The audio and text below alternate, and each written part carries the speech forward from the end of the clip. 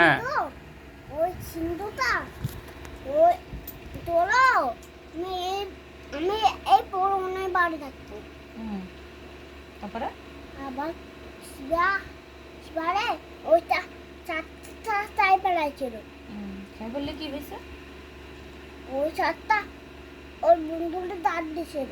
দাঁত বের করা ওর ওই ওই শিবাটা সবাই ওই সারলে মানতেছে। ওর বন্ধুটা অনেক দাঁত হয়ে গেছে। তারপরে আবার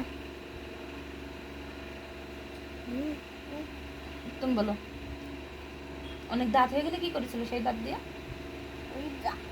ওই যে ওই চারটা অনেক কিছু নেই এইগুলো তুলেছিল। ওইগুলো সবাই বেড়াই দিচ্ছিল। পড়াই দিছিল। তারপরে আবার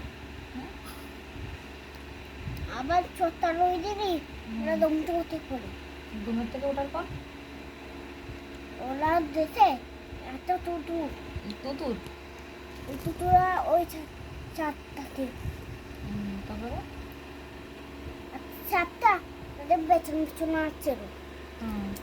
কালো সাপ কালো সাপ হয়। তারপর ওই যে ওই সাপটা ওই সবাই আসছিল ওর সাপ উনি চাপটা বুঝতে ওই সাপটা কি করেছিল? ওই সাপটা ওরা দুই পায়ে গেছিল। ওরাও ওরাও মরে গেছিল। ওরা মরে গেছিল। ও সাপটা ওনাকে ফাইট দিয়েছিল তারপরে ওরা মরে গেছিল।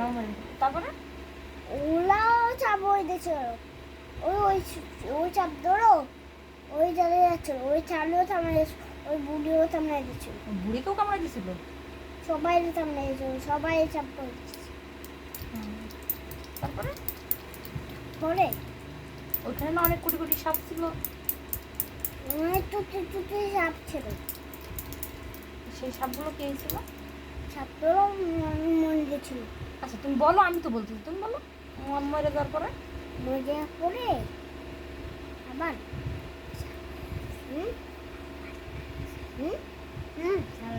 আমার দিক তাকায় নাম করতেছি। আচ্ছা তুমি বলো, তুমি বলো। আরিয়ান বলো না ওই সাপ ধরো তারপরে একজনে মারি ফেলাই তারপরে সাপ হয়ে গেছে। তাহলে ওই সাপের বাচ্চা বড় হয়ে ওই সাপ হয়েছে।